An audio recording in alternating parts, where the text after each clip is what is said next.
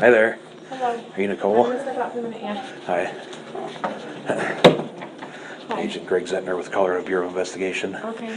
I just talked to you on the phone a few minutes ago. So, can we go down to the little conference room on the end Yeah. here and talk? I'd appreciate that.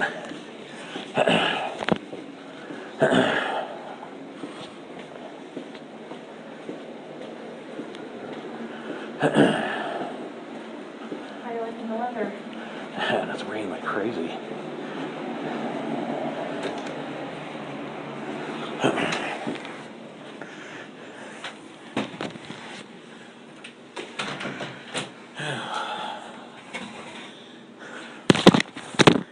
Oh, goodness.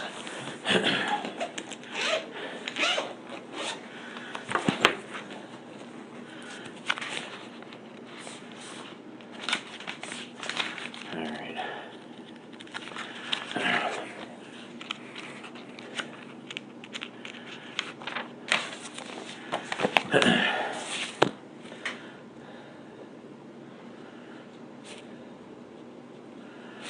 And is it Nichole? It's Nickole. Kole. And I'm sorry, what did you say your last name was again? Do you want my married one that happened a month ago, or because it hasn't changed yet, or the one that's on my driver's license? What's on your driver's license? Right now, Utoft, but How do you spell that? Utoft, but that should change tomorrow, hopefully. Okay. To Atkinson? Yeah, Atkinson. Okay. And that 970 number, that's what I called you on? Yeah. That's the best number for you? Yeah. Okay. And what's your home address? 229 Florence Avenue, Florence. Firestone.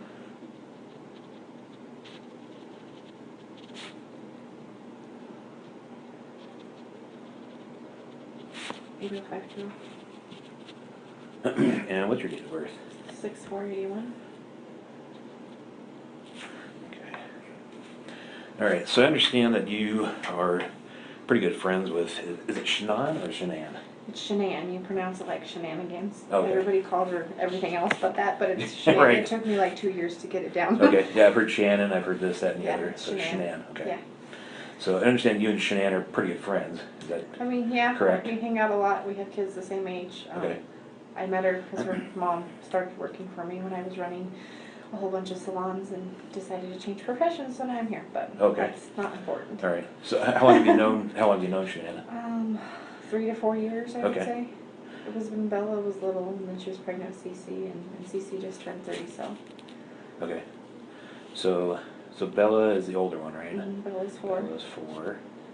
And then is it Cece- Celeste? It's actually? Celeste, and Okay. she goes by Cece, yeah. Or they call her Cece. Right. 'Cause it's Celeste She's Catherine. 3? Yeah, she Okay. just turned 3 in July. Okay. Okay. And, okay. That's into, you guys have kids that are close in age? Yeah, my youngest is Madison. She's 2 and will be 3 in October. So Okay. we go to their house, or they always ask, "When's Madison coming over?" If I go by myself and Sure. they're there. So Okay. So since you've known Shanann for about 3 to 4 years, when did you meet Chris? the same time I met Shanann, I actually got invited by her mom Sandy over for Cece's first birthday party. Okay. I mean, I like talked to her in passing, but to actually like say I got to know her and stuff like that. I met her before, but not like where we developed a friendship. So, Cece's first birthday party around then, I went over and I met the whole family and spent Okay. some time with them. So, and ever since then, because we have the same kids in age, that and she got me doing Thrive with her. So. Okay. What is Thrive? I've heard about that. I don't So know exactly what that is. It's these patches that we wear, Mhm. and it's a nutritional supplement. Oh, okay. So it's not just patches, but that's the gist of it. Okay. Unless you want more information. I've heard of it. I didn't know what it was. Yeah, So- it's a nutritional supplement. Okay. It just time releases vitamins and minerals into your body all day long, so it gives you like mental clarity and Oh. energy. All right. You actually stop craving stuff that you normally would want, like ice cream. I don't crave ice cream anymore. I Really? quit drinking soda. I don't drink coffee. Oh. All right. Good. Yeah. Okay. So were you and Arizona. Shanann? See, now you got me wanting to say shenanigan. Right. So were you guys together in the Thrive Mhm. part of this? Is that like a It's a home-based business. Okay. It's kind of like Mary Kay, or it's a direct sales Okay, thing. gotcha. So she actually, when I went to Cece's birthday party 2 years ago, gave me a sample, and then I went over to her house and we had play dates and whatnot for a year. We'd go to lunch or whatever here or there, like girlfriends do. And then a year ago, I finally decided to try it. After the sample she gave me sat there, and I was like, okay, I texted her and was like, I'm gonna try it, and she's like, okay. And then like by day 2, I went over and signed up to be a promoter because I actually felt what it was doing for me. So I was like, she's like, you just be a customer, and I'm like, no, I'm gonna talk about it. I want to make money off of it. So Okay. yeah. So you guys were wrapped up in the Thrive thing together. Yes, And we so- left together. We flew out together and we flew back together. Okay, so you guys, was there like a Thrive convention this last There weekend? was a training in Arizona Okay. that some of the top leaders of the company were putting on. Okay. Where was it in Arizona? Scottsdale, at the Embassy Suites. Okay.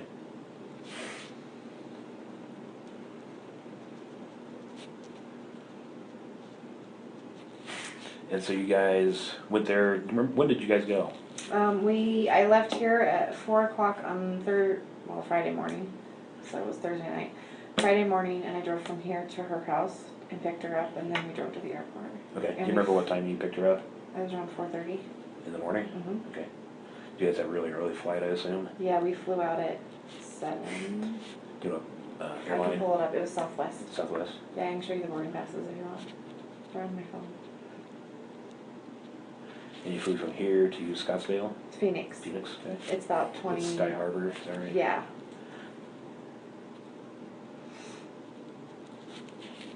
Okay, so you picked her up on, that was Thursday, you said? So Mhm. what day was it? Thursday the 9th, is that right? Well, it was Friday morning, so it would have been the 10th. Oh, I got you, okay. August 10th at 4:30 a.m. Mhm. Okay. And your flight was at what time, 7:10 you said, something like that? We flew out at 7. 7? Okay. Mhm. So we got to the airport like right around 5 o'clock. Sure, okay. So you picked her up from her house. Mhm. Is that the one on, 2825. yeah, what's her address? 2025? 2825. It just escaped me. Give me a second. Saratoga. Oh, there you go. I was like, Saratoga Trail, is that right? yeah.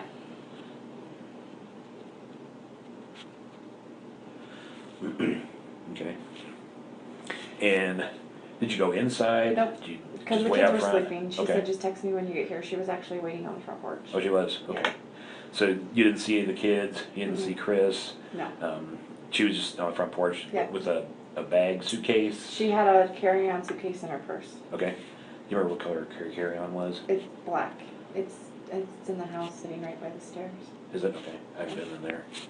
So carry-on. Did It was wheels? sitting there, yeah. Okay. Like your regular carry-on? Yeah, I think it's like a, I don't know, it's black and has some patent leather on it. Okay. It was sitting because I've been in the house in the last 2 days, it was sitting right by the stairs Okay. when we went in yesterday. Okay, so you pick her up 4:30 at her house. She's got the carry-on and her purse. Mm-hmm. What kind of purse does she have? It was a Dolce & Gabbana, like beige colored. It's in Beige. the house too. Okay. I found it in her office when we went through the house. So it's in the office?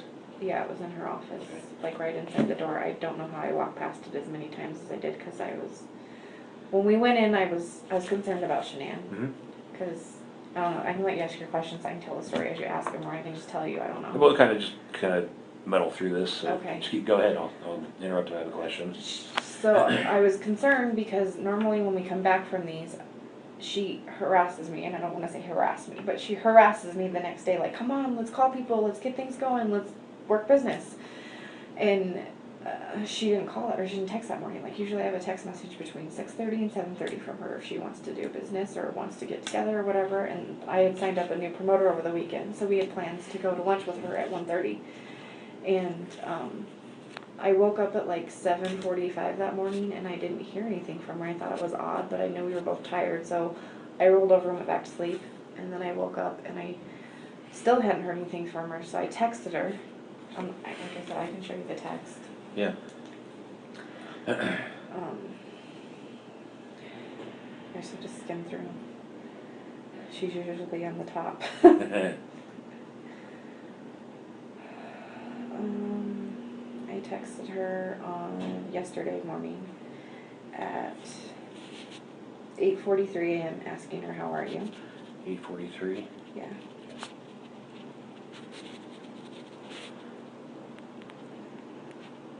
And then I texted again at 8:55 and said, just wanted to see if you were okay. I know you're hurting a lot last night. I hope you're okay. She's 15 weeks pregnant, and she was having a lot of migraines over the weekend. And she she was tired. She wasn't eating because of what was going. Like, we were pushing food on her and water because she was dehydrated and not eating like she normally does. And I presumed it had to do with what was going on with Chris. So. All right, hang on. Okay. Let me catch up with you real quick. Yeah, you're fine. Okay. Okay, so migraines. Let me make a few notes so we can come back. Yeah.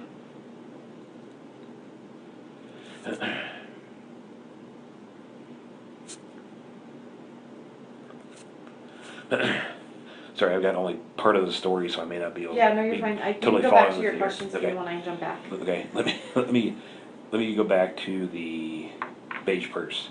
real Okay. quick. So that was the beige purse that she took with her on the trip, Mhm. and it was in the office. Yes. Where you found it. Okay. Yes. Is that an unusual place for that to be? I mean, no. I mean, I don't pay attention to where Shanann puts her purse or whatever. So no, I don't think so. But usually she has it on the counter when I'm there because we're getting ready to leave. So I don't know. So did you move it at all, or did you just leave it where it was? I told them I found it, and then they asked me to get it. The police officer did, and Chris. So I went and grabbed it, and I gave it to Chris. I didn't go through it. I gave it to him and let him go through it. All right. Okay, let's go. So I'll let you tell me your story, Okay. and then we'll go back through and I'll ask you questions about Okay. that. Okay. So So let's start with you go to the conference and we came home. came home. We came home. What time did you come home? Let's start with that. So our flight was delayed. We were supposed to fly out at 8:45, I believe. I'd have to look at the boarding pass and get here at 11:25. And our flight got delayed, and we didn't actually take off. I want to say it was 10:20 is when we boarded the plane, and we didn't get here until 12:45 in the morning. 12:45. Okay. And then I dropped her off between, I thought it was around 1:45 because I got home a little after 2. But the neighbor's security system has me dropping her off at 1:48. Okay. And then I went home and I didn't talk to her again that night. Okay. And what time did you get home? I got home a little after 2. little after Like 2. it was like 2:01 or 2:03. Okay. It wasn't like we live really close together. How far do you live away? From her house to my house, I would say like 5 or 6 miles. Okay. It's on the other side of I-25, so Okay. over in Firestone. Okay. Oh, right. Okay. Okay. So go ahead. I'm sorry. So then that morning I woke up and I texted her, Mm-hmm. and like I said, I asked her if she was okay, and then and then at 8:55 I texted and said, just wanted to see if you're okay. I know you were hurting a lot last night. I hope you're okay, because she was in a lot of pain on the plane. Last year in August she had a neck surgery and had to have a degenerative disc fixed. So her neck was really bothering her, and because we'd sat in the airport extra long, she was sitting for extra long, and she was in a lot of pain.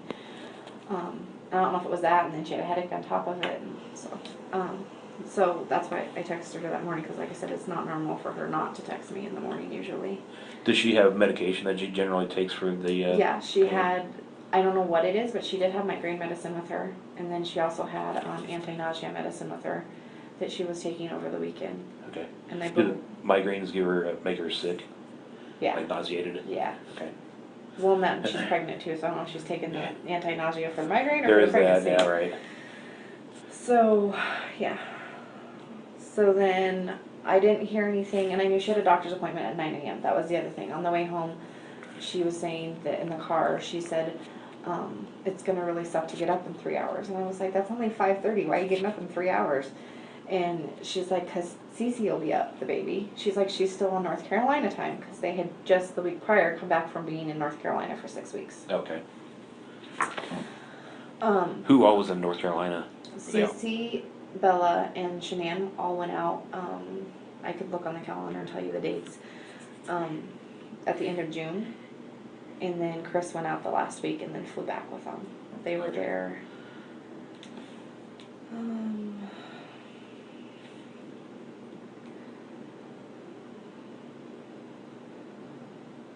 let's see, we came back from San Diego on the 25th, so she flew out on the 26th of June, and then they came back, and then Chris flew out there on the 31st of July, and then they all flew back on the 7th of August.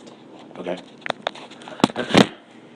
Um, So, the doctor's appointment, was that prenatal? Yeah, it was a prenatal appointment. Okay.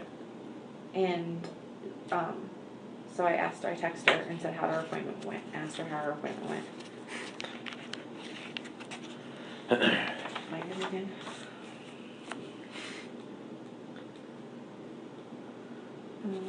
I texted her and again at 9:21 and said, let me know how your appointment goes.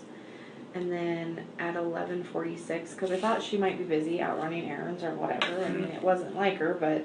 Is it unusual for her not to return texts? Yes, very unusual. Because of her business, that's how she communicates with everybody. She's constantly on Facebook, and that was the other thing. She didn't post on social media that morning. And if you go back and look through her Facebook, she has posts anywhere from 5:30 to 7 in the morning, every single morning. Every morning. It's very unlikely. And she didn't on the 12th. Correct. And then that's unusual. Yes. Okay. So when I looked on Facebook, because I hadn't been on Facebook either, I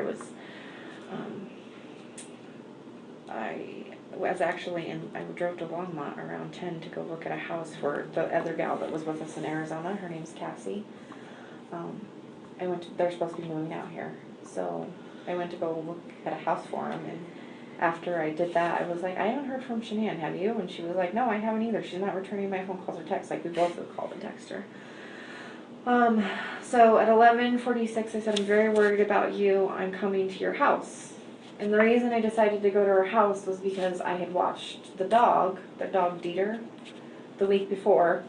And I didn't bother Chris because I knew he figured he was at work, but I figured, like, well, maybe after he left for work, she passed out or something. She's pregnant, she wasn't feeling well, something. So I was like, I'll just go to the house and see if she's there. And if her car's there but she doesn't answer, then I'll use their code to go in. So, I had my son with me, my 16-year-old and my 2-year-old, and I go to their house, and I knocked on the door, and I rang the doorbell, and her shoes that she had on the night before were right inside the door. And those shoes she wears everywhere. It doesn't matter if there's, unless it snows 3 feet, she will put on tennis shoes, but they're flip-flops. She wears them everywhere. So I was like, well, that's odd if she's not here. And she buys the same damn flip-flops every year because she likes them that much. Do you know what kind of brand name they are? I don't. I have a picture of them. Could you send me some of this stuff? Yeah. If you have a picture of the flip-flops, that'd be great. And do you know how to do screenshots? Mm-hmm. Can you send me my text? those texts? Yeah. Also, that'd be perfect. If you could send them to that phone number I called you on, that would be great. What color are these flip-flops? They're black.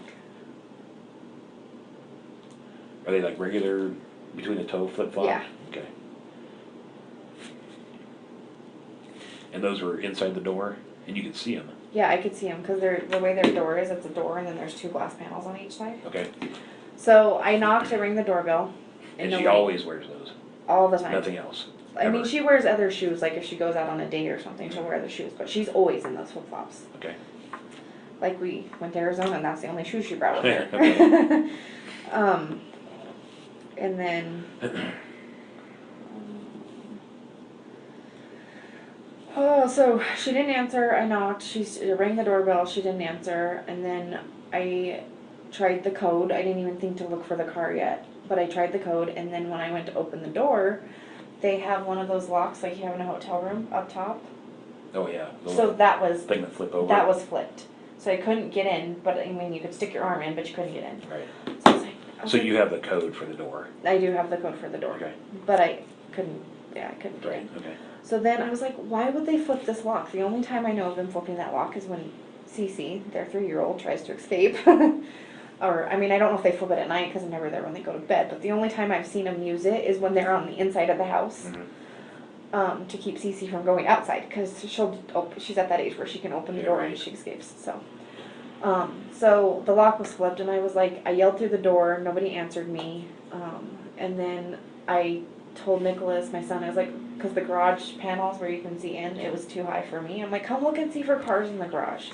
And he couldn't, so then I backed my car up and pulled it up closer to the garage, and he stood on my hood to look and see, and her car was in the garage, and I'm like, why would, like, in the back door they have a sliding glass door too that you can see from the front door, and they have one of those things that comes down.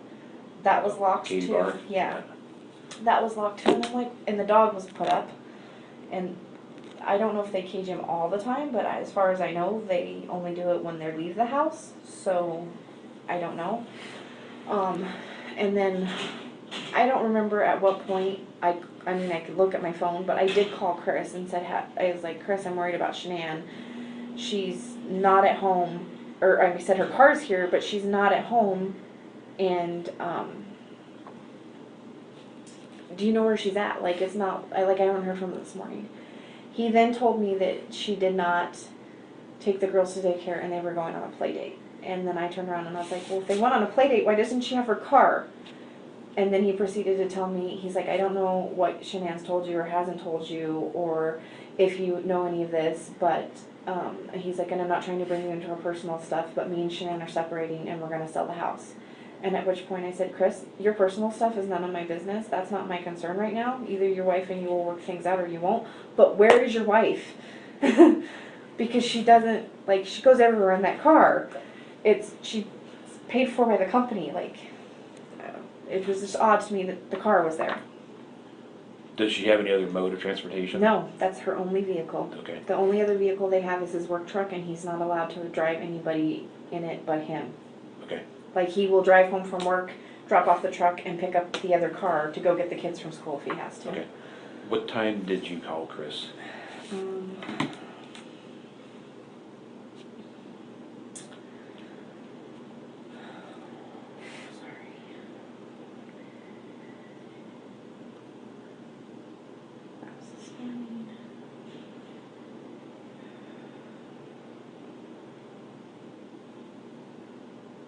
I called him at 12:27.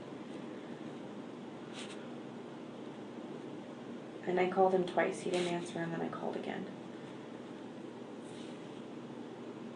Okay. And that, I mean, we had that conversation. And that's when he said that they were she going was on a play date. And I was like, okay, but like, if they're on a play date, how'd she get him there? Yeah. Because they're both in car seats. Right. He's like, well, a friend must have picked him up or something. He's like, I don't know. He's like, I'm busy and I'm at work. He's like, and because I was messing with the door, I set off the alarm system. So they called him at work. And he's like, are you messing with the door? I said, yeah, I tried to get in your house because I'm worried about your wife. And he was like, he's like, she's on a plate. And I can't tell you, I'm at work. He's like, I'll try and contact her. And he hung up.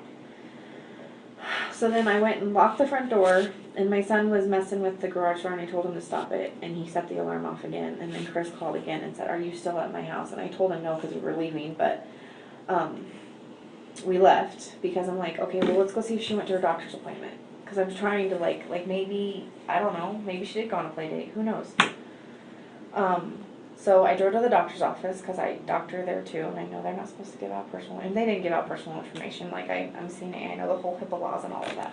I just walked up to him and I said, I know you're not supposed to tell me this, I get it, I don't need other information, I just need to know if Shanann Watts showed up for her doctor's appointment. And the lady looked at me and I was like, please, I just need to know if I need to be concerned, and if she didn't show up for that appointment, I know I need to be concerned. And she told me she didn't show up for the appointment. Okay. What time were you at the doctor's office, do you remember? Well, if I called Chris at 12:27, it's probably like 15 minutes from their house. I can give you the address of the doctor's office. Yeah, if you know it. It's 6, yeah, because I go there all the time. It's Okay. 651 Mitchell Way. And it's in Erie, Colorado.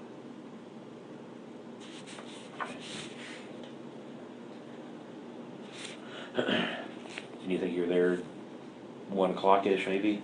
Let's see, Cassie called me when I was leaving there and I was heading back at 12:40. So yeah, I would say around 12:30, 12:40. Okay, 12. Because I got 2 phone calls from our friends because they both wanted to know what was going on. Okay. So you think it's about 15 minutes between their house and the doctor's office? Mhm. So we call it 12:45? Would that be accurate, you think? Possibly, yeah. Okay, I'll call it, how about 12:40 to 12:45? Okay. Does that sound Okay. accurate to you? Yeah, well, I left the house, when I called Chris was when I left the house shortly thereafter, and that was at 12:27, so. Okay. All right, I don't want to put words in your mouth. No, I so- know. So then, after I left the doctor's office, I was like, okay, something's seriously wrong. So, because I've been in contact with Cassie and Christina all morning, because these are people that would normally talk to her every day. Mhm. I called them, I'm like, what do I do? Chris said she's with a friend, and they were both like, go back to the house and call the cops. So then I did. I drove back to the house, and I called Chris again. I said, I'm going back to, well, I texted Shanann again. I don't mean to jump around. That's okay. I'm with you. There's just, I don't get it.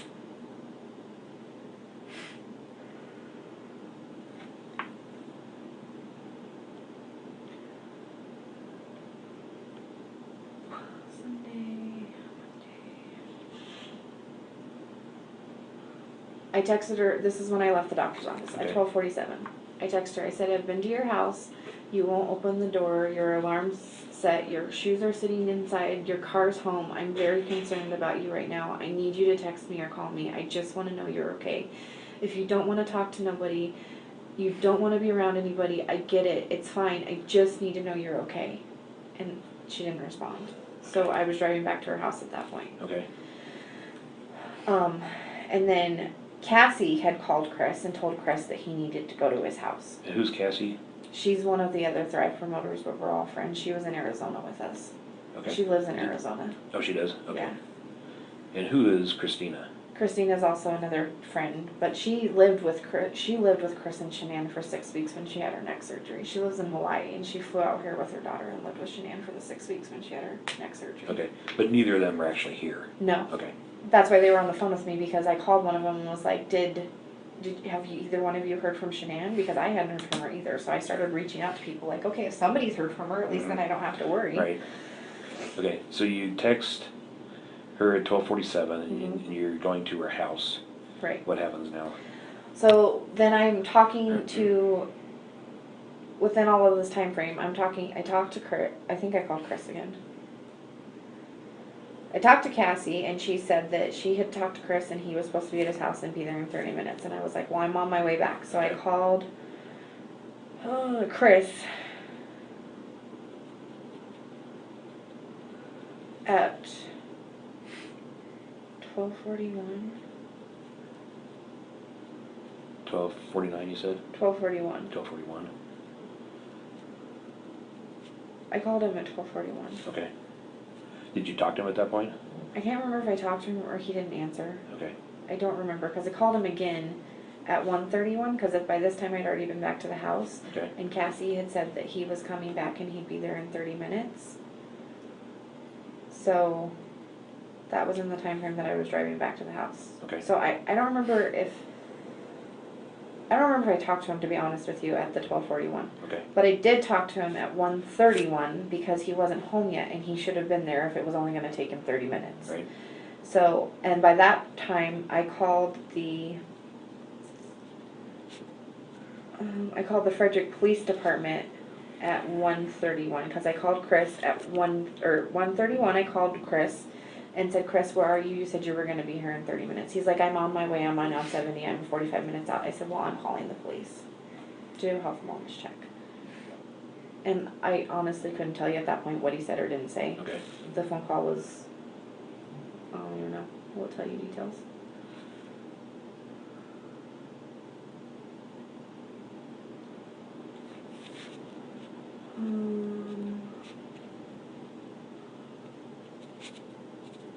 I had an incoming call at 12:41 and it lasted for 42 seconds. I think that was him calling me to ask me if I was still at the house messing with the door. At 12:41? Yeah. Okay. And then at 1:31, I called him, and that's when I told him that, like, you're not here. And then he still wasn't at the house. By 1:52, I called again and was like, where are you? But I had already called the police then, and they were on What their time way. did you call the police? 12 or 1:33. Did you call 911 or the regular line? I called the non-emergency line Okay. because I didn't know whether they would consider that emergency or not, so I looked up the non-emergency line and called it. Okay. And then So then 1:52, you said you got another phone call, or you I called Chris him again, and I was like, where are you? Because the police were there and they wanted to know how far out he was because we couldn't get in the house. The police couldn't even get in the house. Yeah. He's like, well, I don't want to break down the door if she's not in there. So the police officer didn't. So he was checking windows and stuff and trying to figure out how he could get in. And then he said he was like 10 or 15 minutes out or whatnot. I really don't remember.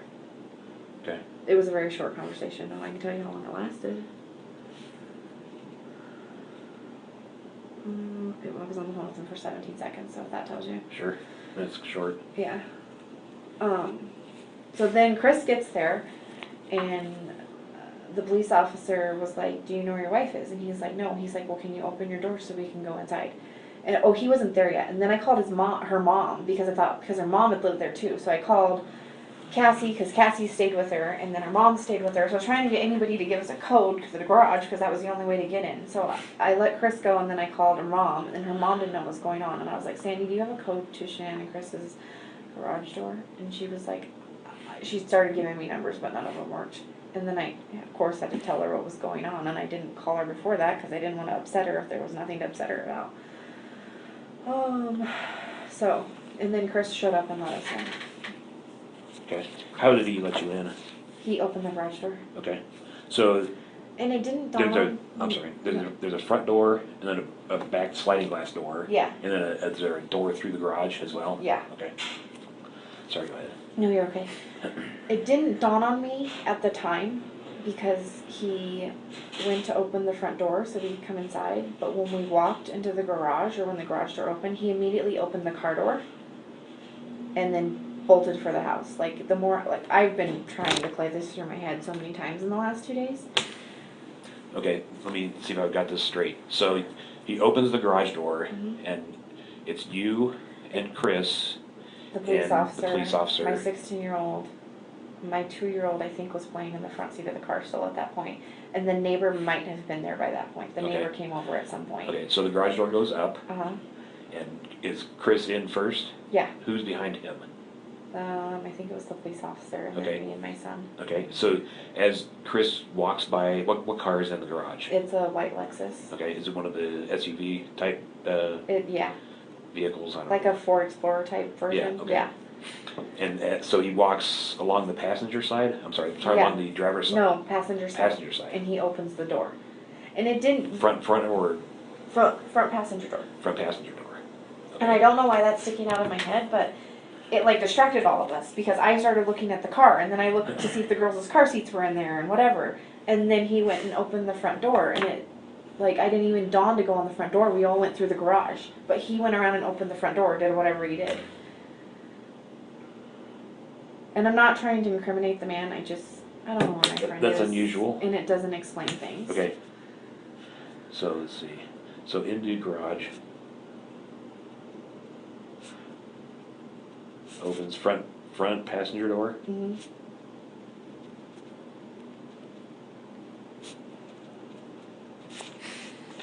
You think that was an effort to delay? I don't know, and it could just be me, my mind, you know what I mean? I'm just trying to, replay the events of what happened.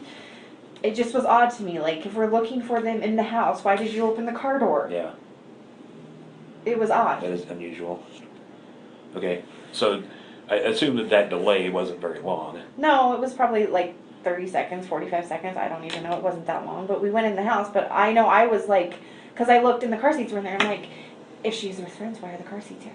How many friends do you know carry around extra car seats? Yeah, none. So, yeah, so that's where, the more I've thought about it since yesterday, I'm why did he open the car door? That's something you do after the fact, I think. I'd go inside and see if somebody was in there or if they were okay.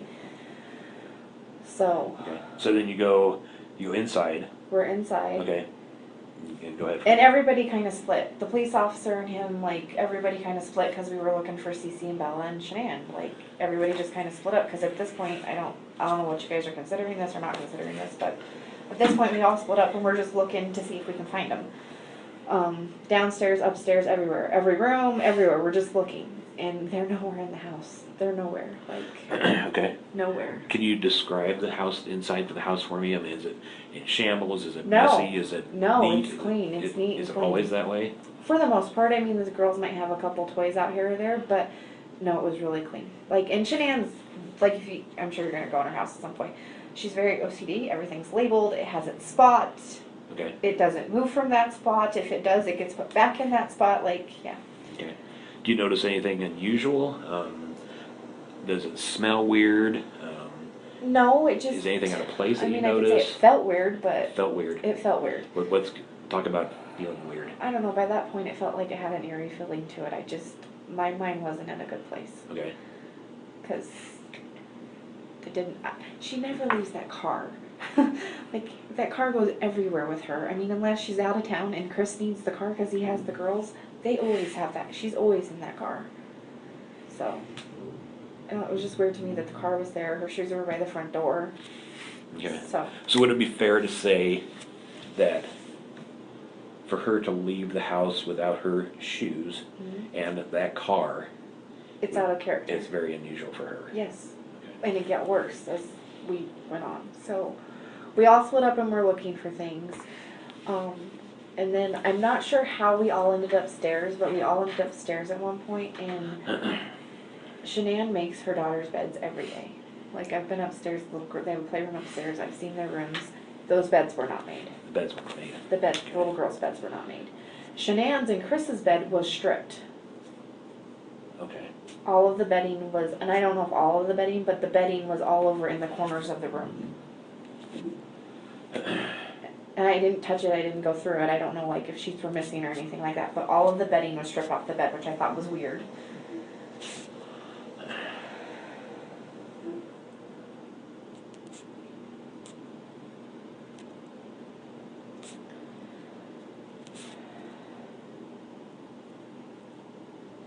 And then the police officer had asked if she had her phone on her, and we didn't know at that point. And then like 5 minutes later, my son was like rummaging through the pillows on the sofa, and he found her phone shoved down in the cushions on the sofa.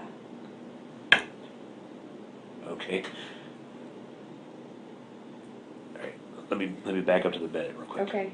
Okay. So just so I'm clear, so the girls' beds were not made, and that's unusual. Yes.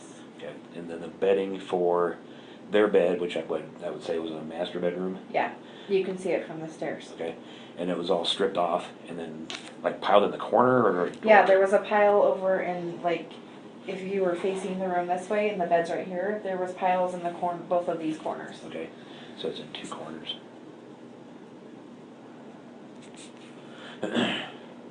Okay, so was it just a bare mattress that you saw? Yeah, there was a mattress cover on it, but like Okay. I don't know if it was a mattress pad or just a mattress cover, but there weren't any sheets or blankets or pillows on it. Okay. They were all on the floor, which I thought was odd because Shanann usually doesn't start a project unless she's going to finish a project because of her OCD-ness, if that makes sense. Okay. But Chris does all the laundry too, so if Chris left for work, why was the bed stripped? Right. And he says he takes care of all the laundry and does all the laundry, so that was the other thing. I don't know, they're silly little things, but like, why would he strip the bed before he went to work if Shanann was still there sleeping in it? Okay. And you said the pillows were on the ground too? Yes. Did you happen to notice if the covers were on the pillows? I didn't. Okay. What color sheets were on the bed or were laying in the pile? They were white.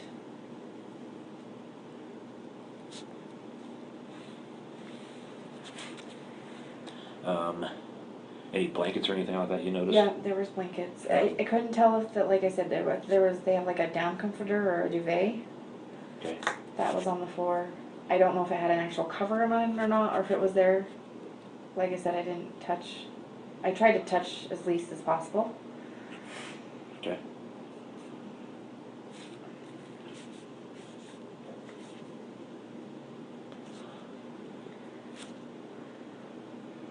Cause, well, at that point, bad thoughts were going through my head.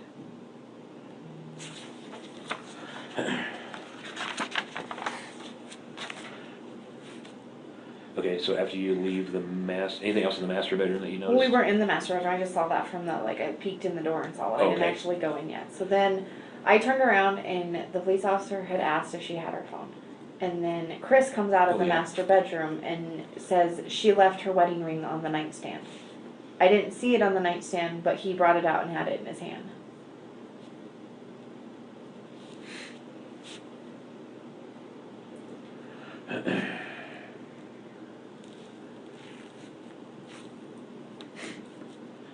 Did she have it with her Yes. in Arizona? It was on her hand. I mean, I don't think, the only time I've ever seen her take it off was when she had her neck surgery. Okay. Because she can't have jewelry on when you have surgery. All right, tell me more about the phone. So my son, like I said, he was rummaging through the pillows because we were trying to see if her phone was there. Because if it was, it's usually where people normally put phones or whatever, by the bed or whatever. I don't know why he chose to look in the sofa, but he did. He's a 16-year-old. I don't know. So Where is the sofa? it's right outside. They have so you have Chris's and Shanann's room are right here. Then there's a playroom over here and a bathroom. And then there's a laundry room right outside their bedroom. And then there's like a family room, and then across the hall is the girls' rooms. Like not a hall, but like the corridor or whatever you want to call it, the family room. Okay. The girls' rooms are right across there. And is this a 2-story Yeah. home? Okay. It's well 3. It's got a basement too. Okay. So my son found the phone, and it was stuffed down in the cushion. Yeah, I'm sorry, where is the couch again? Like, So it's in the family room? yeah, it's right outside their bedroom. Okay. Like maybe 5-10 feet from the bedroom. Okay. Or more like 10 feet, I guess, because it's like you have to walk around the corner and over to it. Okay, he just starts taking off the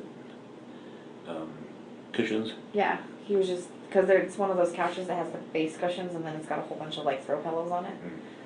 So he picked up her phone and it wasn't on. Okay.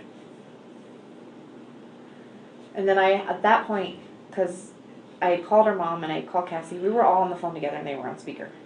So they heard everything that was going on and everything that was being said. And the police... As you're walking through the house? Yeah, because her mom was saying, like, look here, like, see if this is here. And I'm like, Sandy, calm down, let's first see if she's in the house. So, we found her phone, and Chris turned it on. The police officer asked him to turn it on. So they turned it on, and then it needed a code. I didn't know the code, but Cassie knew the code. It was the baby's due date. Okay. So we put that in, and then the last text and call that she had made was to Chris. Because they popped on he started doing stuff to it, Chris did. Shanann's phone's an iPhone, I can't run iPhones, yeah. Did you happen to see what time that last text was?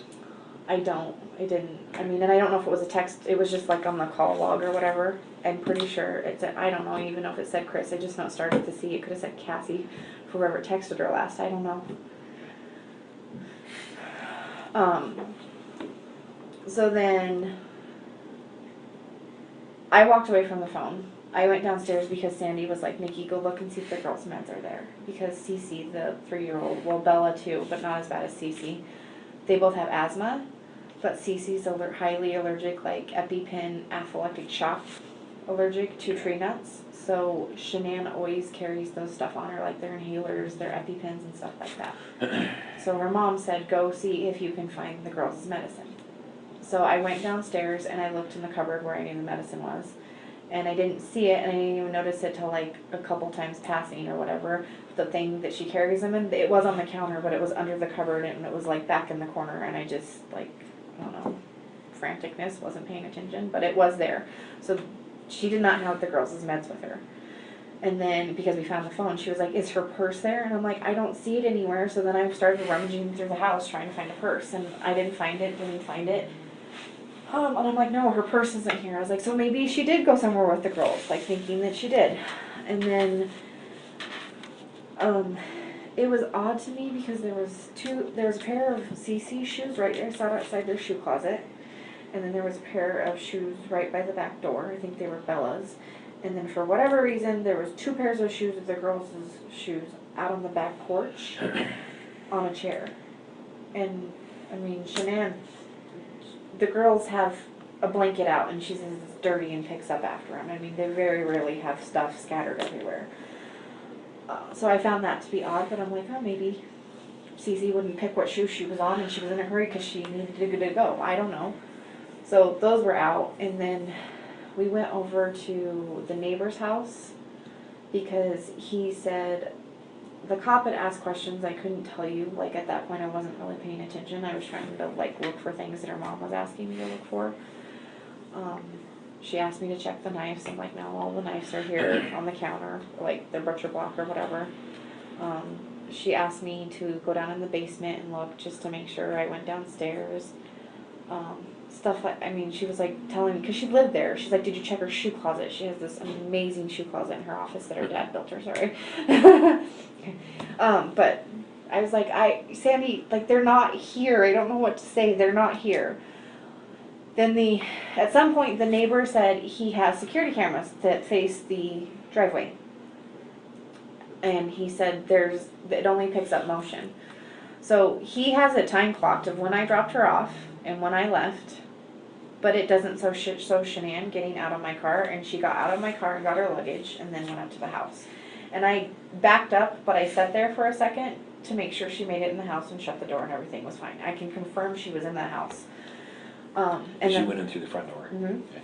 So, yeah. And I don't know if she flipped the lock after, I don't know. But she did go through the front door.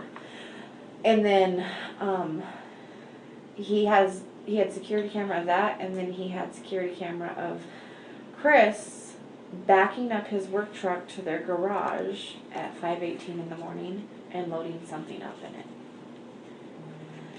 And that's when my mind went bad, like really bad, because what would he be loading up at 5:18 in the morning? And Shanann yells at him, and he doesn't go out the garage because the garage is right below the girl's bedroom, and it would wake them up. He always went to and from the front door, as far as I know. Okay. I assume the police took that video. I think they got it today. I went back over because I talked to Fox 31, just doing a plea, like, if you're out there, please come home, please contact somebody. And they were there at that time. The neighbor said they asked him for the surveillance, if they could call, he could call his or whatever, not insurance, security system place and get the video sent over to him. And they were there with a canine unit too, so. Okay. I mean, and this whole time I'm trying to be as cordial to Chris as possible, but I don't know. Yeah. I think you said several times that your mind went to a bad place or something to that effect. Because her purse, well, then we found her purse. So then after we saw the videos, we go back in the house, and I found her purse right inside the door of her office. And I went in her office several times. It was like tucked right there by the door. I just walked past it. Was it behind the door? No, it was like right next to the door. Like the door was open, and then on the opposite side, it was sitting right inside the door. Okay. So did it appear like somebody was trying to hide it, or just? No, it I think she just like somebody set it right inside the door as they were walking by or whatever. So, like, I don't know. He's never made me think that he would do anything bad or done anything to make me assume that. But Shanann wouldn't leave her phone. She wouldn't leave her car. She wouldn't leave without the kids' meds. Like, and I'm just like, Chris, you were the last one to saw her. Where is she? That was one thing I was going to ask you about. So this EpiPen that she carries for Cece, Mm-hmm. does she go anywhere without that? That I don't know, but I mean, I'm sure the school has them, but she had, like, I don't know how, I just know she carries it on her if she's gonna go somewhere where there might be an issue. Yeah. I don't know if they have one in the car, like, I don't know to that extent, but I know, like, when she travels, she has a little case that has all of their inhalers and an EpiPen and all of that in it. So, and she just got back from North Carolina, so in her office, on her desk, there's bags of all different kinds of medications that the girls take, like, you know, Tylenol, ibuprofen, Motrin, allergy medicine, and whatever, I don't know what they're prescribed to, so whatever it was all still in baggies. Okay. So my thought is, if you were going to leave your husband, why not pick up the baggies that are already packed and take them with you? Right. But all of their luggage was there too, that was the other thing. She bought the girls special luggage to go to North Carolina. Like, if you were going to leave, why wouldn't you pack up their clothes and take it? Okay. So did Shanann ever say anything to you about their relationship? So, the week they were in North Carolina, and I can show you text that she sent me. She said, I think it was the second or third week she was there, and there's posts all over Facebook about it too. She got in a fight with Chris's mom because she went to Chris's mom's house to visit, and I think her name's Cindy. The other grandkids were there and they were older. Cindy bought ice cream that has everything Cece's allergic to in it. So Shanann asked, and this is just hearsay, I don't know. Shanann asked Cindy, please do not give this to the other grandkids until I get Cece to bed, because she's not going to understand and she cannot have it. And she took it and put it back in the fridge, and then I guess Cece went and got it, and then Shanann put her to bed, because I mean she's so sick. Like, you eat not peanuts, but cashews and kiss her, she could go into shock. That's how severe it is. So, they argued or whatever. Shanann went back to her parents' house the next day, and as far as I know, she did not go back and see his parents. But they celebrated Cece's birthday while they were down there, because she turned 3 in July, and the parents did not come to Cece's birthday party.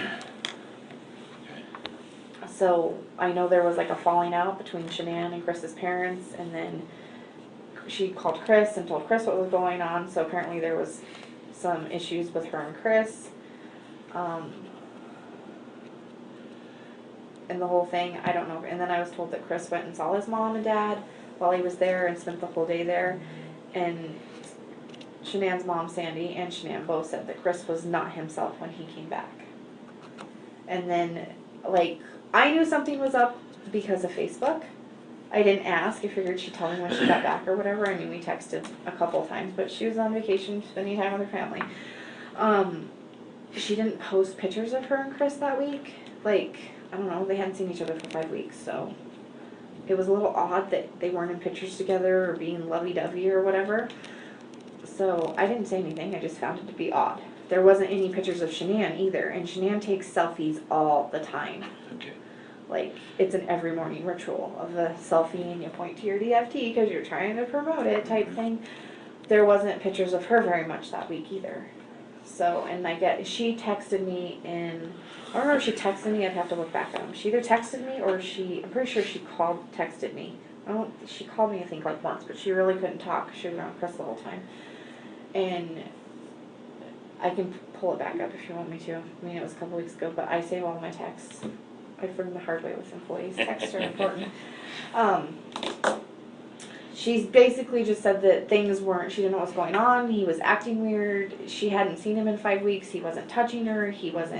They weren't cuddling. He wasn't holding her hand. Like, he wasn't sleeping in the same bed with her, which I find that really odd. You know. So is that all of that?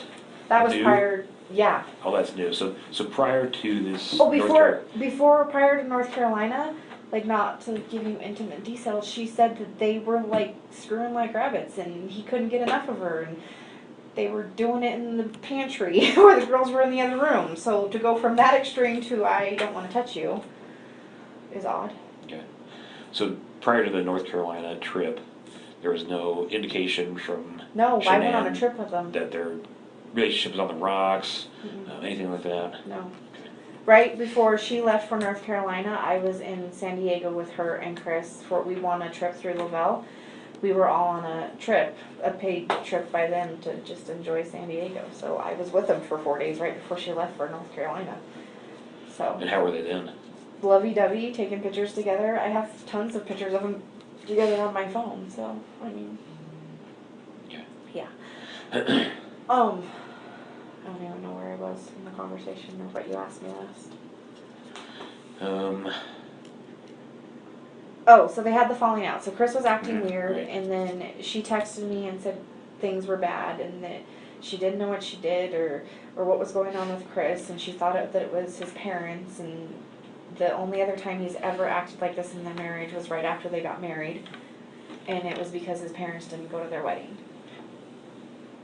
And that So his parents not like her? No, they do not like her. Yeah, they Okay. do not like her. His parents do not. Do you know the reason for that? I don't per se. Like, I've met the parents like in passing. I've never spent time with them. I don't know. She can be bossy, but in a good way. I mean, it's not like I've teased her because I'm like, you're so bossy, but she's trying to like push you to do good things and like motivate you. It's not like a bitchy bossy, I don't know. But I mean, I don't know what she's like with Chris when I'm not there, so. Right. But yeah, she told me through text. She's like, "Girl, I'm gonna need you more than ever when I get home." She's like, I don't know what's going on wrong. I don't know what I did. I don't know what I didn't do, basically." And I was like, "Okay, like I'll come over. We can talk, whatever." And I was supposed to watch the girls when they got back because they had the ultrasound video of the baby to find out what they were having. Because the next weekend when we got back from Arizona, which would be this weekend, we were supposed to do a gender reveal party for them. So they flew in Tuesday night late, and I was over at their house Wednesday night before we left. I went over and watched the girls, played with them, painted their nails, that kind of thing, hung out with them. My mom and dad went. But Chris was really weird when he came home that night. He did not say hi to me. He did not acknowledge me at all, which is not normal for him. He'll like give a hug, or he'll acknowledge that you're there. He'll say, "Hey, how you doing?" whatever, and then he'll go on in his merry way and do whatever. He did not talk to me at all that night. That was Wednesday night? Yeah. Okay, that would have been the And I mean, 8th. they were in a hurry or whatnot, but because he was running late, so I literally got there when he got there, and we like bypassed, but he didn't say anything, and he seemed really like uptight, would be a good way to put it. Okay. So they leave and go to the doctor's appointment, and then they come back, and she gives me the envelope of what the baby was going to be, and I said, "Okay, we'll find out in a week," like, and she was like, and then I started, she's like, "Don't open it in my house," and I was like, "Oh, fine, I'll wait till I get to my car." So I go home, and then she texted me that night, and she said,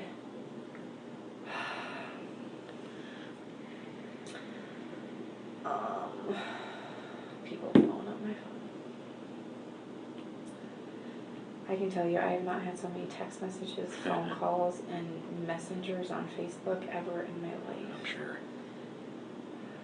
I do not want to be a celebrity at all. I left a job because my phone blew up all the time. Let's see.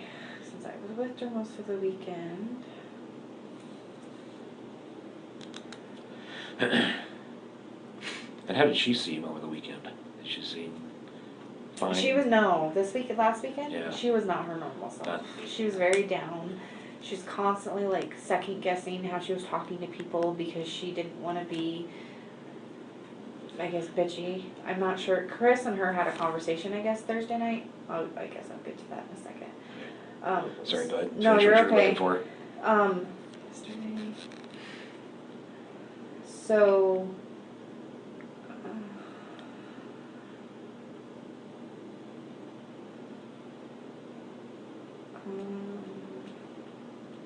So they go and come back, and while they were gone, I asked how she was doing, and I showed her pictures of the girls. And I was like, "Oh my God, this is gonna be so hard not to like tell her what it was once I found out." And then she texted me that night. I texted her at 9:46 because I knew by then. I said, "Oh my God, this is gonna be so hard." She texted me at 9:55 on Wednesday, and said, "Chris said we're not compatible anymore. He refuses to hug me. Said he thought another baby would fix his feelings. Said he refused couples counseling. So no gender reveal." So she canceled the gender reveal party. Okay, so that's Wednesday night. Wednesday. So that would have been Was it the 8th, 9th? I think so. It would have been the 8th. 8th.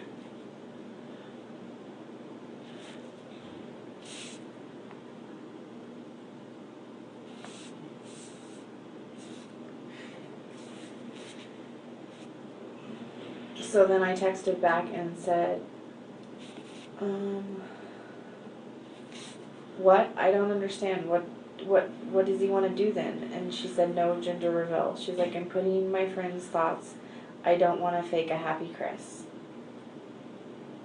And I was like, I'm not putting my friends through a fake happy Chris. And then again, I said, because it wasn't coming out, it says con gender reveal. I was like, is she trying to say no gender reveal? So I was like, so no gender reveal, question mark. And she said no. And then me and another girl was doing it. I said, "Do you want me to tell Taylor, or do you want to?" And she asked me to tell Taylor, so then I later texted Taylor. And then I said, "Okay." and she's all, he doesn't care that he's hurting me. And I said, what does he want you guys to do? And she's like, he's done. He said he will work it out. How do you work that out? I was like, what does that mean? Because I didn't know, like, what does that mean? I'll work it out. That's what Kristen said to her. I said, you don't work that out if you're not willing to work on it. And then she said, can you tell me what I'm having? I need some happy news, please. And I said, yes, I can. Are you sure? She was like, yes. And she's like, I'm not telling anyone, though, not even Chris. I said, can I come tell you in the morning? I'd really like to tell you this kind of news in person and not through text. I didn't say not through text, but I said, I'd really like to tell you in person. And she said, sure. I said, or I can come tonight and tell you, like, right now. And she's like, no, it's okay. I said, are you sure? I will. Because by this time I was texting, it's a little after 10. And then I was like, I just want to see your face. She's like, it's okay, I'm still crying right now, so I'll wait until AM. And I said, I can come over now. And she's like, no, it's okay, I'll wait. And I don't know if you want to know the text message, but she said I might go masturbate to relieve stress. So, you know. And then I talked to her by that point, because this next isn't until Thursday afternoon. So I did go over the next morning. We were supposed to leave, well, obviously the next day, so everything was whatever. But I went to Walmart and I got some stuff for the baby, and I got them these champagne poppers, so if they did decide to do it, like, they'd be exciting for whoever did it, whether it was her and the girls or her and Chris or whatever. There was, you know, they're gonna have a baby. And they were having a little boy. They are having a little boy. And she asked him if, and I took her to her house and said, like, it was in a little bag or whatever, and I said, here, if Chris wants to do this with you or whatever, and she said he wanted to wait to find out with her that night. So I gave her the bag and I stayed for a little bit, and then because she was trying to, like, appease him or make him feel better or whatever, she wanted to put him mow in the backyard, and I was like, Shanann, you're not mowing the backyard, it's like 80 degrees outside.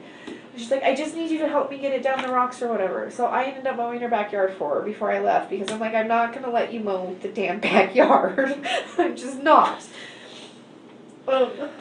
So I mowed her yard, and then I went home and did my stuff, and I talked to her. She said, what if, because her anniversary with him, like their dating anniversary, I think was the next day, on Thursday. So she's like, do you think I should ask him to go away so we can work on things while I was there? And I was like, I mean, you could. I mean, I don't know what he's willing to do. So she did text him, and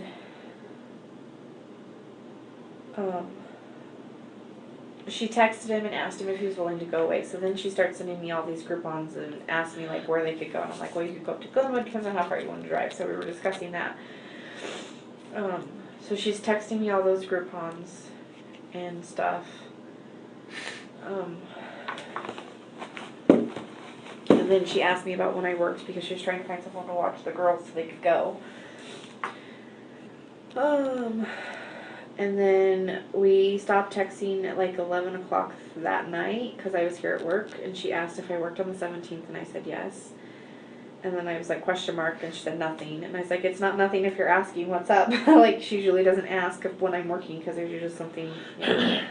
And then she texted me at 3:29 and said she was up and showered, and I said I was counting down the minutes and wishing that I had a shower because I've been here all night. And then she said, text me when you leave, and I said, when I get out to the parking lot I have to change. And then I texted her I was on my way, and then I picked her up, and then we went to the airport. Yeah. So, and I didn't see Chris that morning, I didn't see the girls. But she was off all weekend. I mean, we were constantly telling her, like, eat Shanann. I carried a water bottle with me all weekend, and I was constantly giving it to her, telling her to drink, because she kept saying she had a headache. And Cassie, that was with us, is a nurse, so we're both, like, you know, taking care of her, because that's our nature. And she would take a couple bites of food and wouldn't eat them, and then normally, like, I mean, and I know she's 15 weeks pregnant, but normally we'd, like, go out and do something. We didn't go out. We stayed at the hotel the whole weekend. I mean, except for going to dinner. We'd go to dinner and come back. So, I mean, even the whole last day we were there, the whole point of us staying there the last day was to, like, go see Arizona or explore in Scottsdale. I sat in the hotel room with her. Not the hotel room, but in the hotel lobby. because we had to be out of our room by 11, and our flight was until 8:45 that night. So we didn't go. We sat there because Shanann was on the way there. She got Chris a book to try and help. She ordered a book, and then she downloaded it on her phone so she could listen to it. We listened to it on the plane together on the way there, and then she listened to it majority of the weekend, and she was picking out like how the book related to her and Chris and how she could change these things or that things. And What was the book name, do you remember? I don't, but I could find out for you. I know the friend that referred her to it. Okay. If you'll- Do you want me to text her real Yeah, quick? yeah, if you know it. So actually, I was gonna have you text a bunch of stuff to me, if you would. I would appreciate it. Can I have a separate piece of paper? while Yeah, I do this? yeah. And I know I asked the detective earlier that called me that wanted me to come in. I wasn't trying to be non-cooperative or whatever. I've talked to so many I'm people. sure. I'm sure. I was like, I need to go to work. Sure. You just kind of be for a little bit. Okay, so what did you want? All right, so Well, let's see. Let's go in reverse order. So the text string that you had with her on the 8th of August, starting at about 9:55, where she talks about he says he's not compatible and he's done. Okay. Will you send me that text string? Yeah.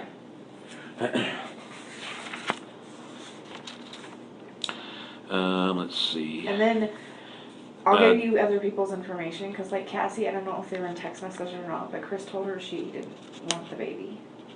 We did. Mm-hmm. Yeah, if you'll put I can write down everybody's information. yeah, if you'll write down Cassie and Christina as well. And then if you'll do the photograph of the shoes.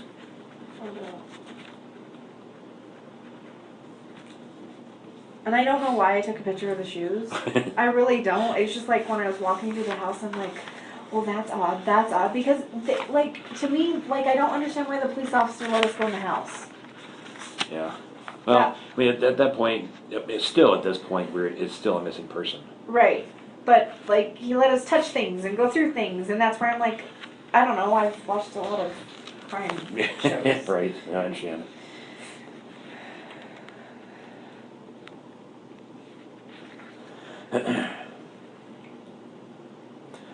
If you could do the few texts that you sent her on The day of. the morning, the morning that she was supposed to go to the doctor's office Which is as the well. 12th? The 12th, yeah. Okay.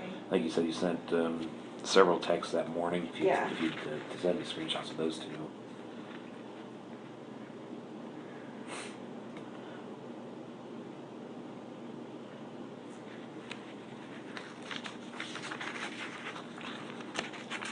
And Chris has been corresponding, like, with all of us over the week. Like, there's, like, 5 or 6 of us that, Has been? yeah. So I'll give you all of their numbers. Yeah, if you would, that would be great. Well, he wasn't really corresponding with me, but he talks, Cassie's husband, Josh, I'll just put Cassie and Josh, he confides in Josh. Okay. Are they good friends? They met through Thrive, but, like, on all the trips we go on, they hang out together, and then Cassie came out to visit, and they stayed at their house. And, Okay. I mean, they're bros.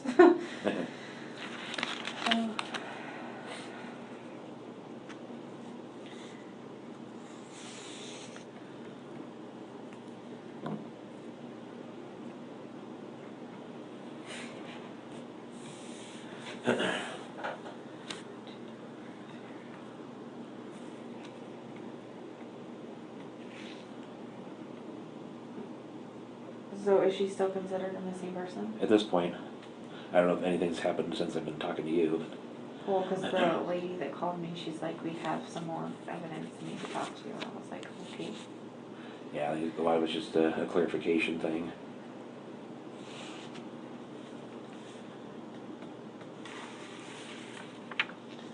Do you need to know where they're at, so when you call, they're up? Oh, some of those in Hawaii, you mean? Yeah, like Christina's in Hawaii and Yeah, you Abby's, just say if Abby's they're on in the Hawaii, East that's Coast. fine, Eastern, and she's in Arizona.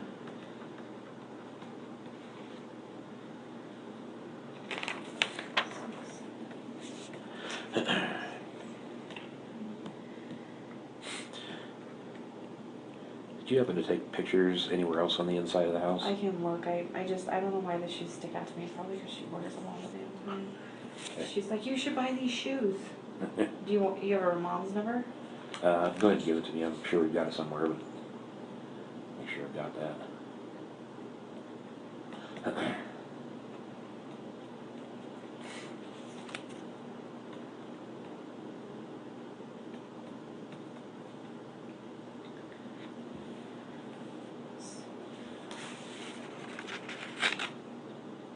Why, can I ask a question? Sure.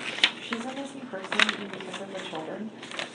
Why haven't they issued Amber Alerts for them? Well, with an Amber Alert, there has to be specific actionable information, like they were seen with this person, and that person presents a possibility of bodily injury or death to them.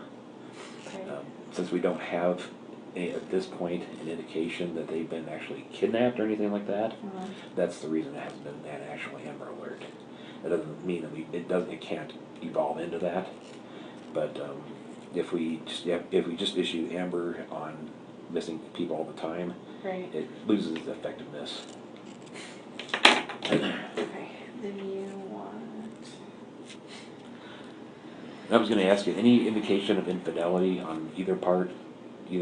So, this weekend, this is one of the things that happened this weekend. Chris said he went to a Rockies game on Saturday night. Who'd he go with, you know? People from his work, I have no idea. That's just, he won, Work. yeah. He went to a Rockies game on Saturday night, so they got a babysitter for the girls. And Shanann was texting with the babysitter to check on the girls throughout the night. But we were in Arizona, so they're it's an hour difference, right? Mm-hmm. An hour later. Chris wasn't home by like 9 o'clock, which she thought was odd because it was an afternoon ball game. And then she checked her bank statement and he went out to dinner, which that's not odd, but the total was $60-some. And she's like, why would he spend $60-some at dinner? And I'm like, maybe he had some beers, I don't know. Do you remember where that was? The Lazy Dog in Westminster, off of 144th and I-25. It's in that Orchard Shopping Center. Okay. So What kind of restaurant is that? it's like a bar and grill type thing. So you'd have to work at it to get $65. Yeah, well, that's what we were talking about, because I'm like, well, we went out to dinner tonight, and it was a Mexican restaurant, but it was a bar grill type thing, and, I mean, I had some drinks, so I was like, well, my bill was $47 tonight, and she was like, Nikki, $63, yours was $47, and it was one person. I'm like, well, yeah, but we didn't have appetizer and dessert. It's like, so maybe he, like, was treating himself, trying to make her feel better, because she was, and then she called him. I don't know if she called him or texted him. I think she called him because me and Cassie went down to the pool. And she said she called him. She said she was going to call him. So I don't know that she actually talked to him because we weren't in the room. But she said that he wasn't home yet either. He didn't get home until 10:30, which she found that to be odd because it was well after dinner.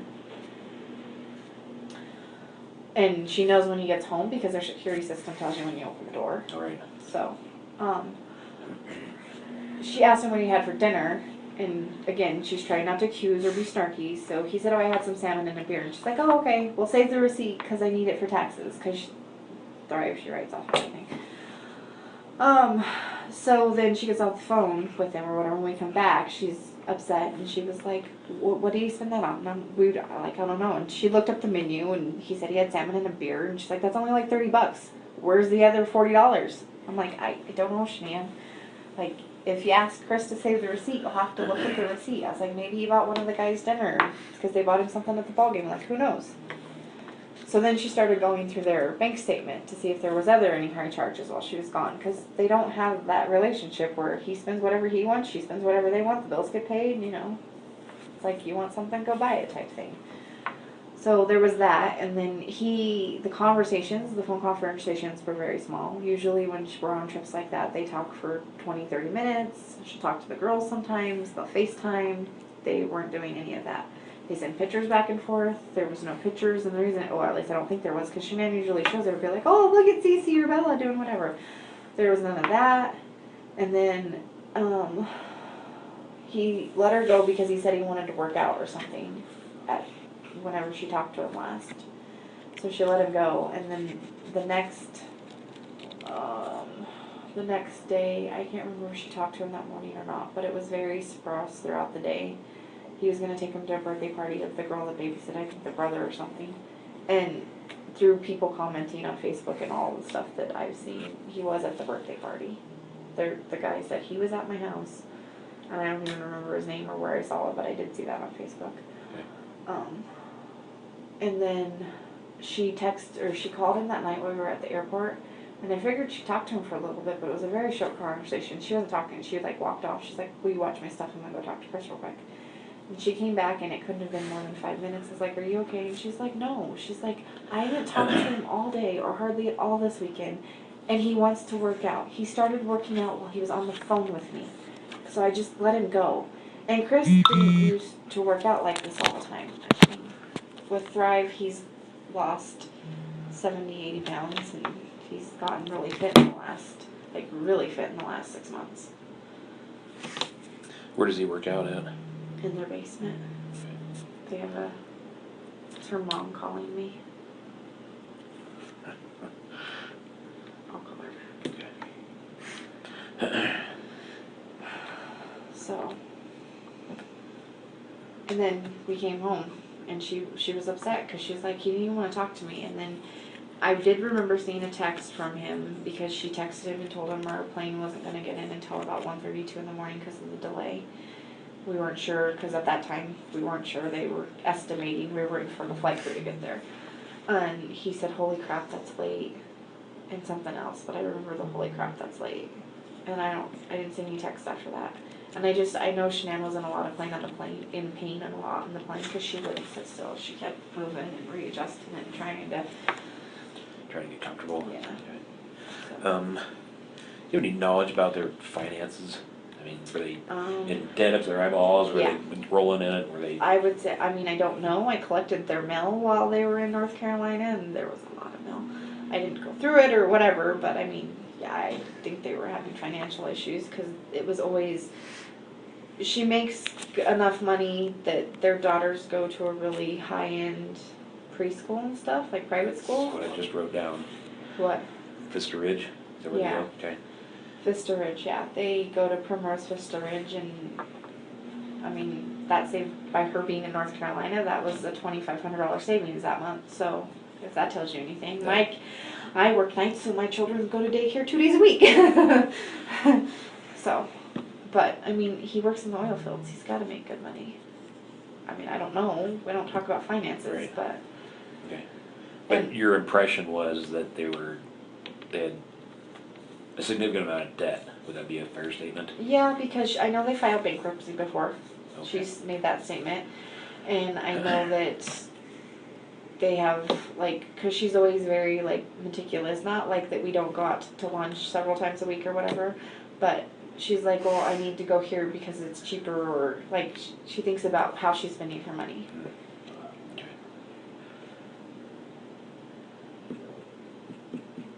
So did they go to Vista Ridge like full time? Uh-huh.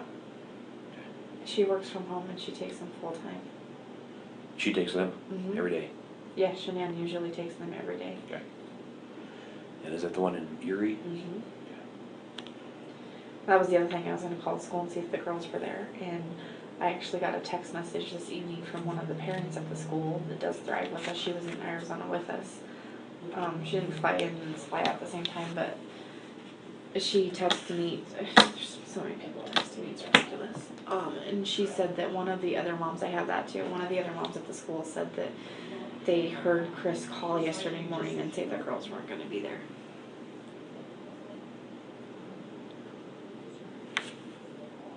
Oh, sorry, say that again. So Chris called the school yesterday morning. Chris called the school. And said the girls were not going to be there that day, and then told them that they were separating and they were going to sell the house.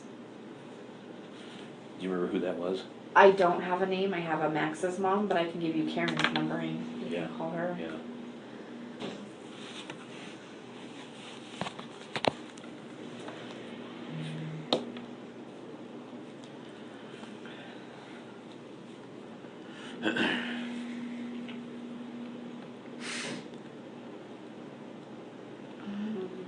I'm going to put friend of girls school. Okay.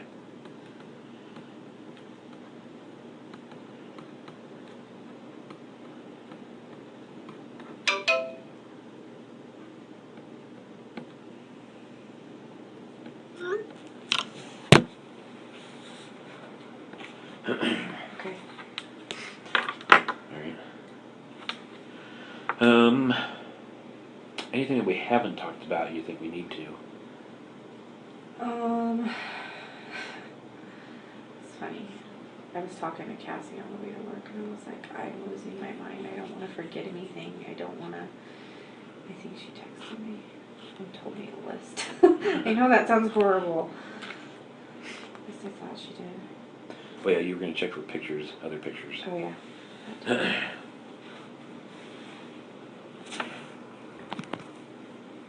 Oh, he told me to leave the house, and everything was fine, even though the car and things were still there. He did Chris tell, yeah, he told did you tell to? me to leave the house. When was that? That was when I called him the first time. He's like, would you please leave and quit messing with my doors, because I kept setting off his alarm system.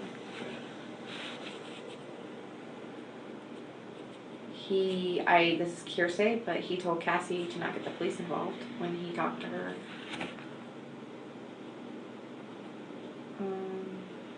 Oh, he mixed up his stories with everybody. So he told me that the girls and Shanann were on a play date, and then he told her mom something different, and then he also told Addie, which I gave you her number. He texted Addie something different too. I think one of them was that she left in the middle of the night, and the other one was she left that morning with the girls. Okay.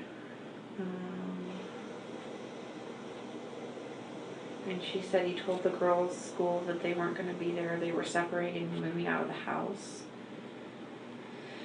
Shanann wouldn't leave anything without anything, especially meds. And the other thing, the house was locked up. Like, the more I think about it, there's no way she could have left that house without somebody seeing her. Like, the way it was locked from the inside, if she was in that house when Chris left, she would have had to go out the garage. Do you know what I'm saying? Yeah. So, if Chris didn't lock that house up like that before he left, she would have been noticed on the neighbor's camera. Like,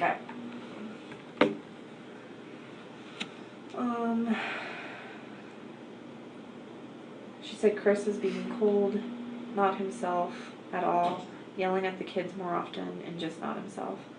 Oh, and because of the company he works for, and he has to go to oil wells, there's a GPS tracker on his truck. Yeah. So. We're aware of that. Yeah, I already told him that yesterday, so. Okay. All right. So. She was, sorry. Yeah, she was.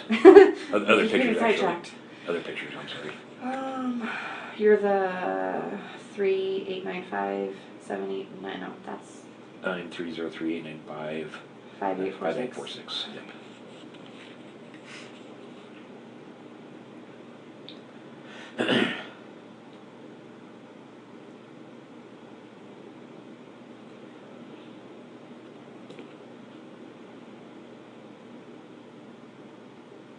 Oh, I have a picture of a car in the garage that my son took. Okay. Yeah, that'd be good too. Oh. Before we opened the garage. Let's see, I didn't want to text.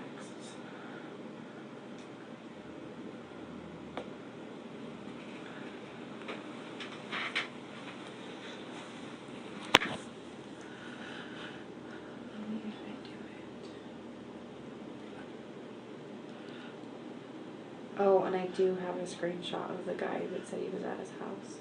Do you want that? The guy that said he was there? Yeah. Who's that? His name's Jeremy. I can't see it, but I'll send you the picture of it. Jeremy Lindstrom. He said, yes, I have the cops. My daughter watched the kids Saturday night, and the girls were at... Whoa, my phone's going crazy.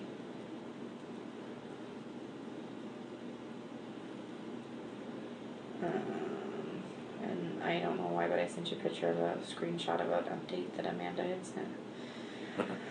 Let's see. And then you wanted mine.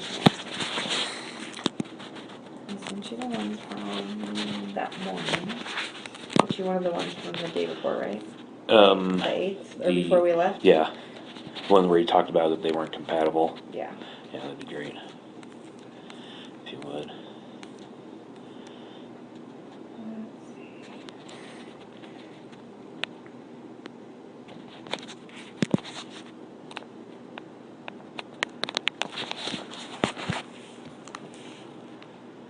Oh, I'll redo that one. Someone just texted me.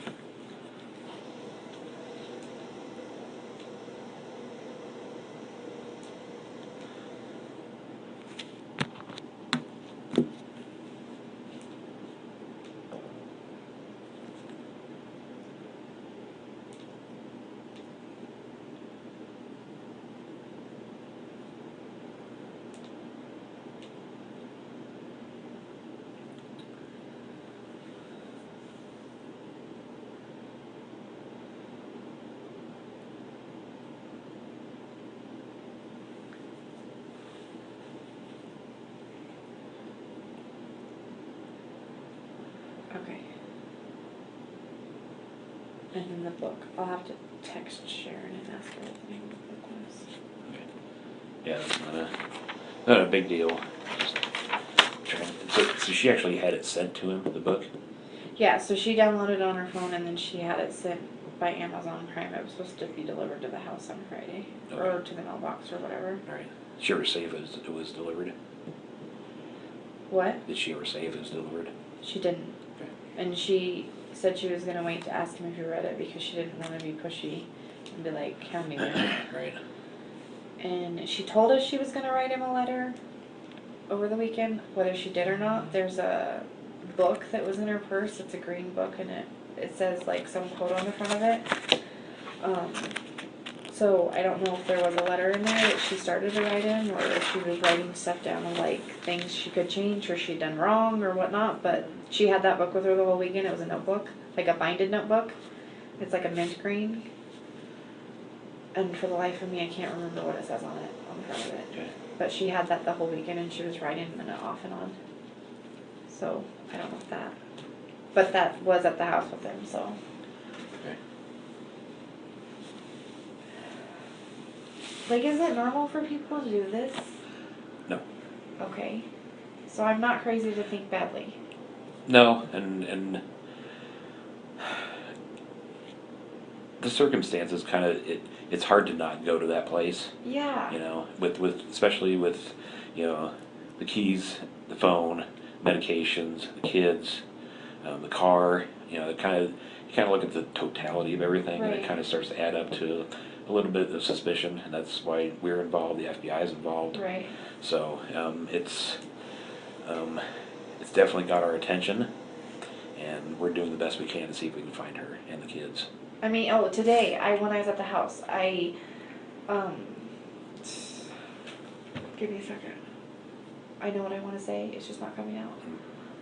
Chris was out, because the neighbor came over to me after I talked to the reporter. He came over to me because it was in front of their house, like off to the side of it.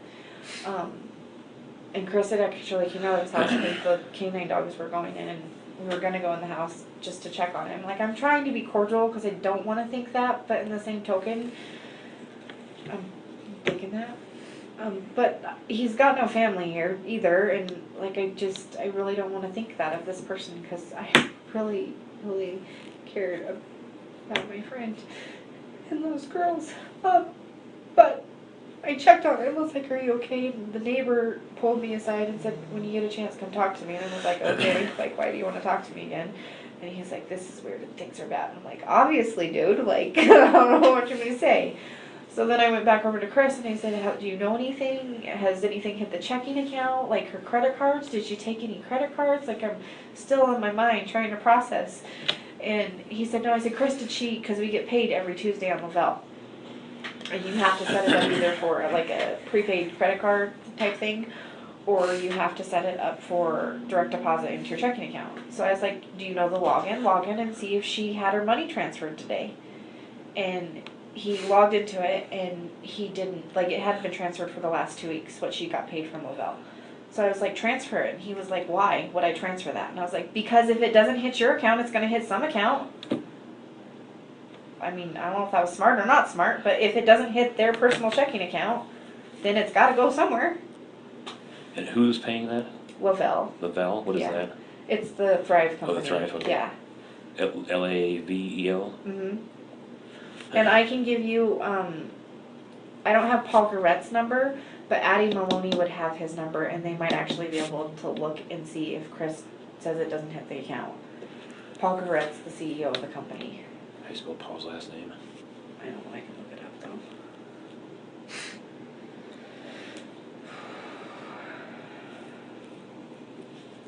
How funny. He just posted 22 minutes ago. Gravette.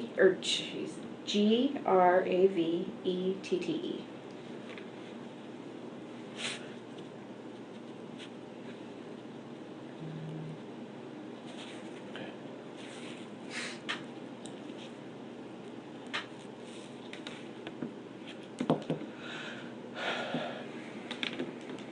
Okay. Anything else you can think of?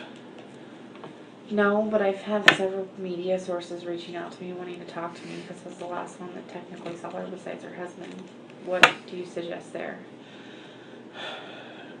And I can't tell you what to do. Right. From an investigative perspective, we would prefer that you don't talk to them right yet. Okay. We do have a PIO, the person, Private investigator? I'm sorry, public information officer, Uh-huh. brain fart, public information officer who handles all of our media relations Okay. and what we put out to the media. Okay. We'd like to try to regulate that as much as we can. Okay. And, and again, I can't tell you what to do and what not to do. Use your best judgment. Right. We would prefer that you don't talk to people at this point. Okay. That's kind of our stand. Okay. So I'll let you use your best judgment. Okay. But like I said, we prefer that you don't right at the moment. There will be a time and a place for that. Okay. So What do I do? you can either let them go to voicemail, or you can tell them no comment. I don't know how they're getting my phone number. Yeah. Yeah. They've texted me, they've messaged me on Facebook, they've called and left messages, and Right. I'm like, how the hell did you get my phone number? Yeah, they're good at what they do. Yeah. One of them called my aunt. I'm like, how'd you even know she was my aunt? Yeah. Right. So. So, I mean, you can let them go to voicemail, not answer them. You can answer them and say, I have no comment right now. Whatever you think. Okay. So, and if you think of anything further, please send me an email. So Okay. that's my desk line on there. Okay. And you got my Or got my send me cell an number. email. Yeah. Okay. So, or send me a text. It's fine too. You can do Okay. that. So, Would you stay away from Chris? at this point, I mean, there's no reason for me to go over there, but then I'm the only one here, so they're like, well, what's Chris doing? I'm like, I don't know. Yeah. I'm not sitting at his house 24/7 with him. right. So, I mean, and I understand your desire to want to be involved and try to I don't help. necessarily in that sense. I don't understand. Yeah. No, I get it. Oh, yeah, sorry. Thanks. And your list. Oh, Do you yeah. want that? Yeah, Yep. do you want that? So,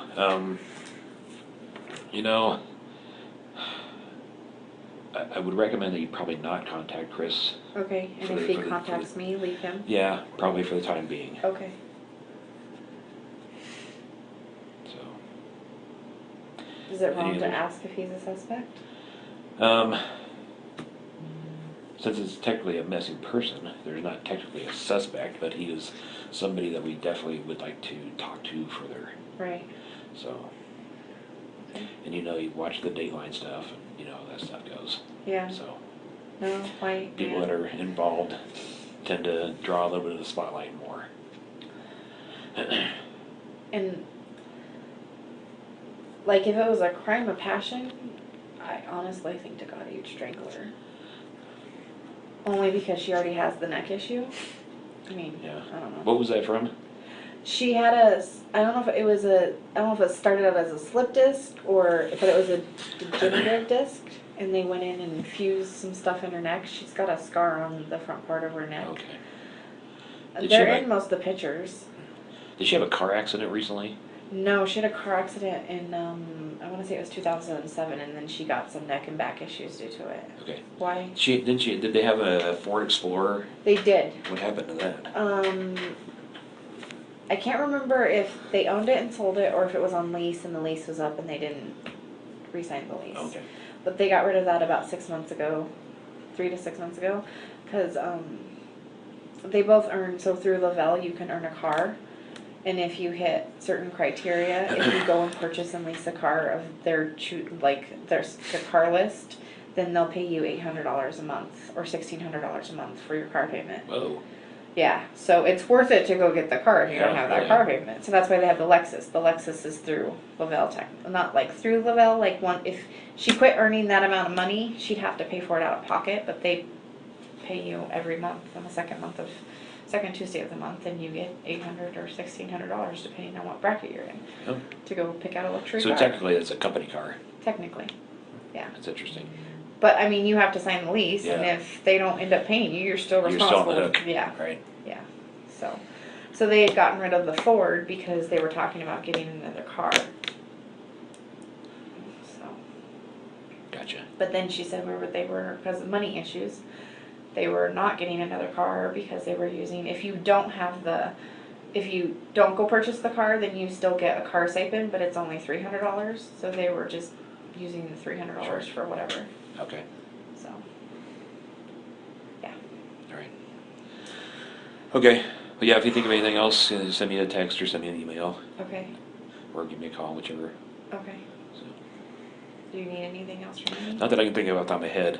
Okay. So, but you're here till 6 a.m., is that right? Yeah, and my 16-year-old was there too, so Okay. I don't know if you want to talk to him, but he was there with me. The 2-year-old probably won't tell you much.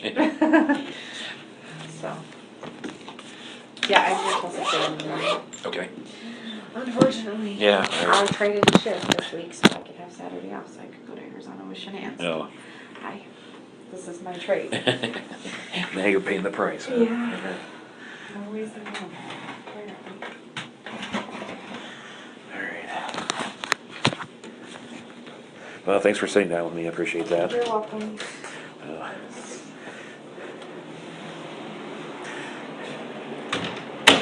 Good night.